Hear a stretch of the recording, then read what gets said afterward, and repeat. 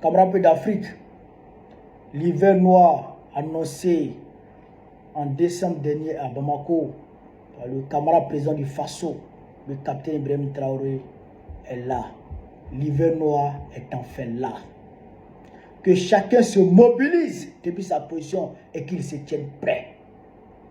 Frère, Macron nous déclare la guerre à travers les journalistes de RTL. Cette émission de RTL n'est pas une émission comme les autres. C'est une déclaration de guerre contre le Mali et l'AES.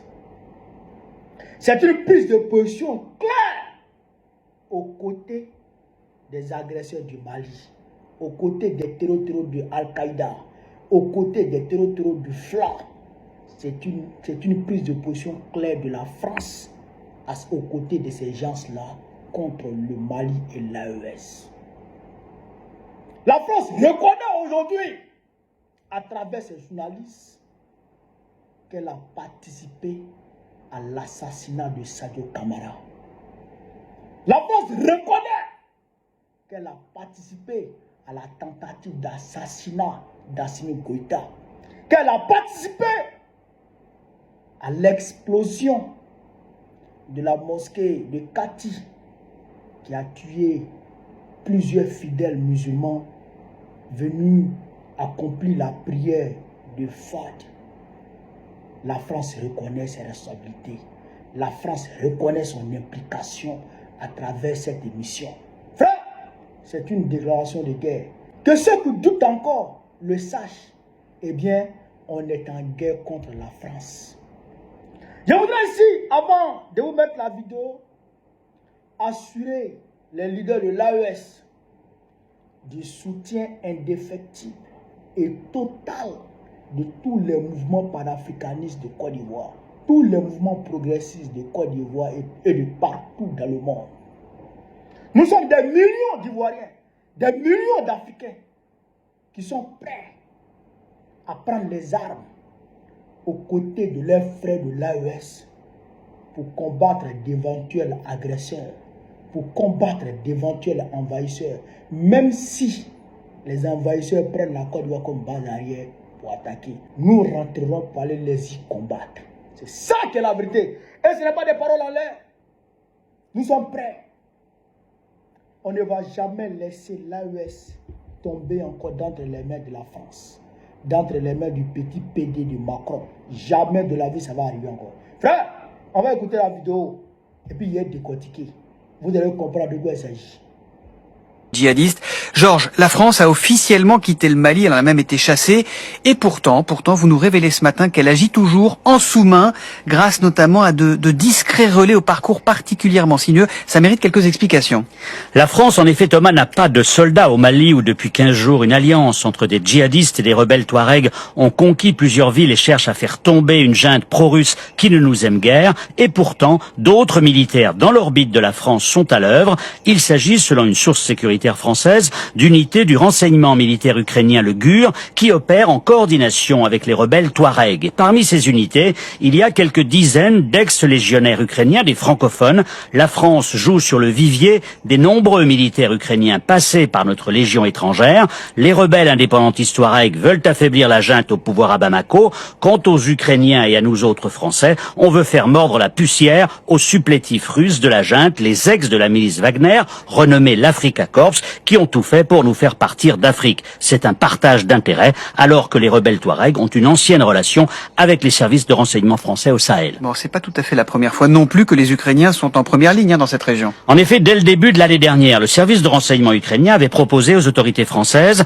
un plan détaillé pour déloger les juntes de la région du Sahel et faire reculer leur ennemi russe. Des juntes qui, du Niger au Mali, avaient chassé, vous vous en souvenez, les unes après les autres, la France de cette région minée par les djihadistes. Mais à l'époque, Paris n'avait pas donné suite pour des raisons sécuritaires. La France ne voulait pas apparaître, même de manière déguisée. Cette fois, le verrou semble levé. Le paravent ukrainien a l'avantage de nous permettre de ne pas coopérer avec les djihadistes liés à Al-Qaïda, alors qu'en revanche, nos liens avec les Touaregs, qui cherchent l'indépendance de leur région, sont bien connus. Ouais, enfin, quand même le plus...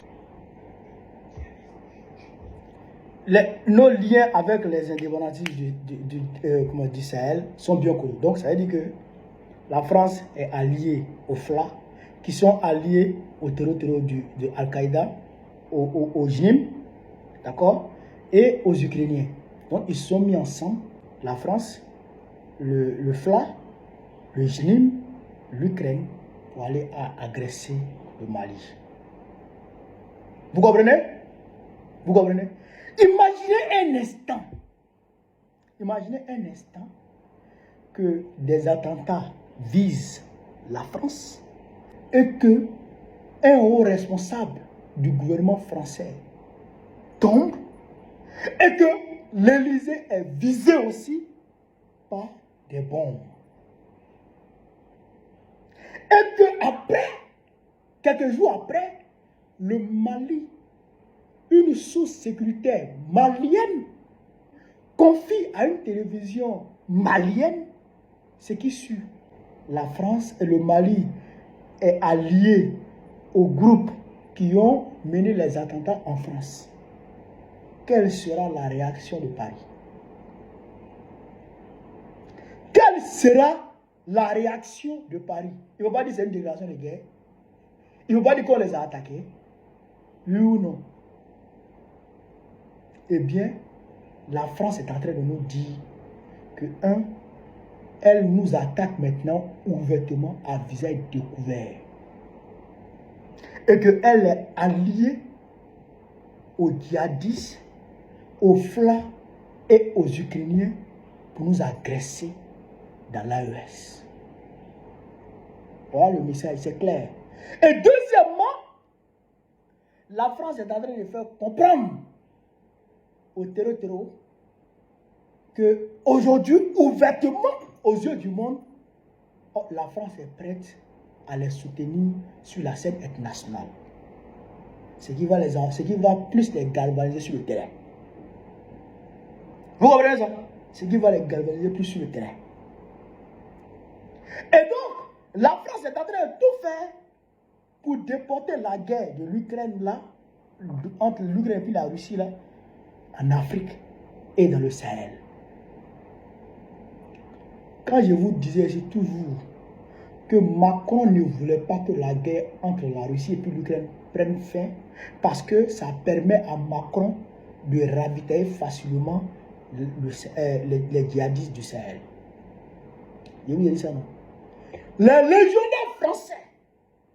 légionnaires français sont engagés aux côtés des djihadistes. Les légionnaires français sont engagés aux côtés des FLA. Les Ukrainiens sont engagés aux côtés des Français. Vous comprenez ça? Frère, si vous êtes assis, levez-vous. Si vous êtes déjà levé, commencez à marcher. Si vous marchez déjà, commencez à courir.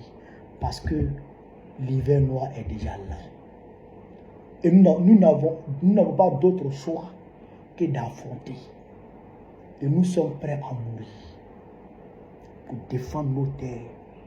Jamais de la vie, nous allons laisser l'AES tomber. Nous sommes prêts à mourir. Nous sommes des millions, je le dis toujours. Achetez les armes. Si vous avez besoin de combattants, nous sommes là.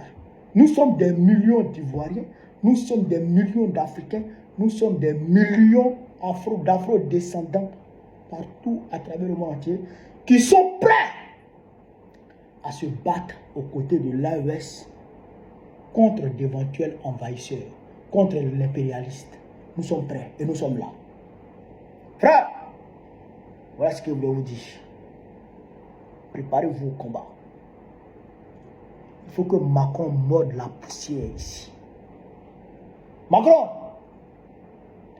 on va prendre tes couilles, déposer à terre, et puis on va prendre nos pieds pour écraser, pour faire péter ça ici dans l'AES.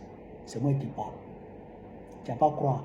Tu vas croiser Grand Ouattara, et puis les autres sbilles, les autres panthères à Nairobi. Allez-y. Nous, on est là. On vous attend. Commencez. Et puis on fait ça propre. On fait ça zo. Vous n'allez pas croire. Frère, voilà ce que je voulais vous dire. Sur ce, vive l'Afrique libre. Vive le panafricanisme. Vive tous les présidents panafricains. Vive l'AES. Vive l'AES. Vive l'AES. Gbagbo président Pierre Goudiaby très prochainement pour que l'AES s'étende jusqu'au golfe de Guinée. C'est de ça qu'il s'agit. On est ensemble.